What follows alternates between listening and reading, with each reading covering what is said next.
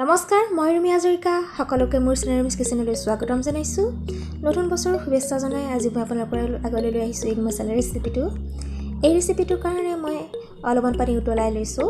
তাৰপিছত তাত দুটা ধুনীয়া বিলাহী দি পেলাই 20 ছেকেণ্ডমান, বেছি নহয় 20 ছেকেণ্ডমান উতলাইছোঁ। আৰু দেখিব যেতিয়া বাকলিটো এৰি গৈছে আপোনালোকে সেইটো এনেকৈ প্লেট এখনত আজৰাই ৰাখক। ভিডিঅ'টোত দেখাৰ দৰে এয়া এনেকৈ বেছি দেৰি উতলাব নালাগে, 20 ছেকেণ্ডমান। তাৰপিছত আপোনালোকে কি কৰিব, সেই বাকলিটো এৰুৱাই দিব। এৰুৱাবলৈ যাওঁতে এনেকৈ বিলাহীটো এইটো চাইজত কাটিবলৈ সুবিধা হ'ব আপোনালোকৰ বাকলিটো এৰাবলৈ। তাৰপিছত এনেকৈ বাকলিখিনি এৰাই দিয়ক দুইটা বিলাহীৰে। খালি বাকলিটোৰ কাৰণে মই এইটো কৰিছোঁ, আপোনালোকৰ পেষ্ট বনোৱাৰ দৰকাৰ নাই। তাৰপিছত এনেকৈ এইটো চাইজত কাটি লওক ধুনীয়াকৈ। এতিয়া 3টা হাঁহৰ কণী মই এনেকৈ সিজাই পেলাই এনেকৈ কাটি লৈছোঁ দীঘলীয়াকৈ। তাৰপিছত অলপ হালধি, জলকীয়া গুড়ি আৰু নিমখ দি পেলাই এনেকৈ ধুনীয়াকৈ মিক্স কৰি লৈছোঁ কণীকেইটা। এয়া দেখিছে। তাৰপিছত এখন কেৰাহীত 3 চামুচ তেল দি পেলাই কণীকেইটা ভাজিছোঁ এনেকৈ। তাৰপিছত মিডিয়াম ফ্লেমতে আপোনালোকে এইখিনি 3 মিনিটমান ভাজিব, অলপ ব্ৰাউন কালাৰ অহালৈকে। এতিয়া হৈ গৈছে, আপোনালোকে সেইখিনি আজৰাই থৈ দিয়ক এখন প্লেট। তাৰপিছত সেইখন কেৰাহীতে 1 চামুচ তেল দিব।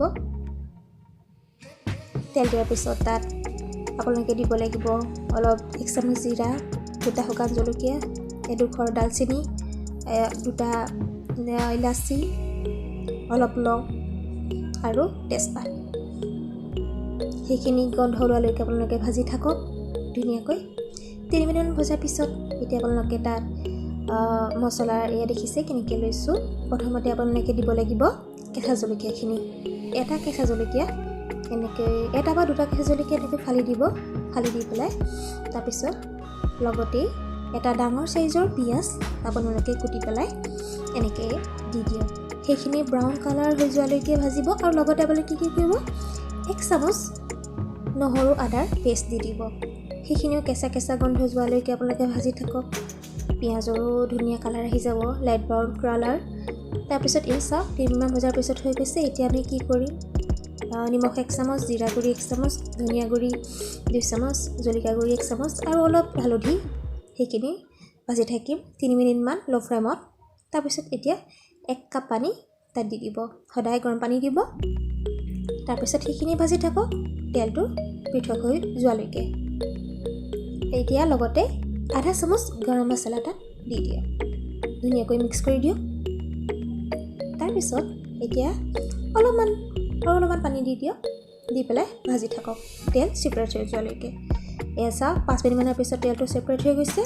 এতিয়া আমি কি কৰিম, কুটি থোৱা বিলাহীখিনি দি দিম। সেইখিনিও একেবাৰে শুকাই যোৱালৈকে, বিলাহী একেবাৰে নাইকিয়া হৈ যোৱালৈকে আমি ভাজি থাকিব লাগিব। এনেকৈ ভাজি আছোঁ। তাৰপিছত এতিয়া কি কৰিম, 1 কাপ গৰম পানী তাত দি দিয়ক আৰু সেইখিনি ধুনীয়াকৈ ভাজি থাকক। এয়া সেইখিনি ঢাকি দিয়ক। ঢাকি দি পেলাই এয়া চাওক 5 পৰা 6 মিনিটৰ পাছত বিলাহীখিনি নাইকিয়া হৈ গৈছে। আৰু অলপ কমিবলৈ দিয়ক পেষ্টটো, আৰু অলপ শুকাব। আৰু 3 পৰা 4 মিনিট সময় এনেকৈ ঢাকি দিয়ক এনেকৈ। তাৰপিছত আৰু অলপ পাছত এয়া চাওক তেলটো ওপৰলৈ উঠি আহিছে, পেষ্টটো নাইকিয়া হৈ আহিছে, আধাতকৈও বেছিকৈ কমি আহিছে। এতিয়া মছলাখিনি ৰেডি হৈ গৈছে। আমি কি কৰিম, অলপমান মটৰ দি দিব পাৰে বা নিদিবও পাৰে, আপোনালোকৰ ইচ্ছা। তাৰপিছত ভজা কণীখিনি দি দিয়ক। 2-3 মিনিটমান ভাজিব এনেকৈ, ধুনীয়াকৈ মিক্স কৰি দিব মছলাৰ লগত। তাৰপিছত এতিয়া 1 কাপৰ পৰা 1.5 কাপ পানী তাত গৰম পানী দি দিয়ক। দি পেলাই মিক্স কৰক ধুনীয়াকৈ। মিক্স কৰি পেলাই এইখিনি 5 মিনিটমান মিডিয়াম ফ্লেমত ভাজি থাকক। আপোনালোকে যদি অলপ বেছি জোল বিচাৰে তেনেহ'লে পানী আৰু অলপ দিব পাৰে। তাৰপিছত এতিয়া এইখিনি ভাজি থাকক 5 পৰা 10 মিনিটলৈকে, যেতিয়ালৈকে তেলটো ওপৰলৈ উঠি নাহে। তাৰ কাৰণে আপোনালোকে এতিয়া গোটেইখিনি ঢাকি দিয়ক। ঢাকি দি পেলাই 5 পৰা 6 মিনিট সময় আপোনালোকে এনেকৈ ভাজি থাকক। এয়া চাওক তেলটোৰ ওপৰলৈ উঠি আহিছে। তাৰমানে অতি সহজতে আপোনালোকৰ ফটাফট এগ মছলাটো ৰেডি হৈ গৈছে। দেখিছে, এতিয়া কৰিবলগীয়া একো নাই। আপোনালোকে অলপ পিঁয়াজৰ পাত আৰু ধনিয়াৰ পাত এনেকৈ দি দিয়ক। এতিয়া মিক্স কৰি দিয়ক আৰু গেছটো অফ কৰি দিয়ক। দেখিছে কেনেকৈ ফটাফট ৰেডি হৈ গৈছে। টেষ্টি, ইজি আৰু টাইম ছেভিং ৰেচিপি। দৰ্শকসকল, আজি এয়া চাওক ইমান ধুনীয়া কালাৰৰ সৈতে, ধুনীয়া টেষ্টৰ সৈতে মই আপোনালোকৰ আগত এগ মছলা ৰেচিপিটো প্ৰেজেণ্ট কৰিলোঁ। আৰু এইটো ডিছ এবাৰ টেষ্ট কৰাৰ পাছত আপোনালোকৰ পৰিয়ালে বাৰে প্ৰতি ক'ব যে এইটো আকৌ বিচাৰে খাবলৈ। এনেকুৱা টেষ্ট হয়, ইমানো ভাল হয় আৰু একেবাৰে সহজতে কম সময়তে আপোনালোকে বনাই দিব পাৰে। আৰু এই ৰেচিপিটো কেনেকুৱানো পাইছে, আজি মোৰ ৰেচিপিটো কেনেকুৱানো পাইছে এবাৰ মোক কমেণ্ট বক্সত জনাবচোন। যদি ভাল পালে লাইক কৰিব আৰু যদি চেনেলটো ছাবস্ক্ৰাইব কৰা নাই, ছাবস্ক্ৰাইব কৰিবলৈ নাপাহৰিব। আৰু আপোনালোকে এয়া লৈ চাওক, কণীৰ সৈতে গৰম ভাতেৰে পৰিয়ালকো খাওক আৰু আপোনালোকে খাওক।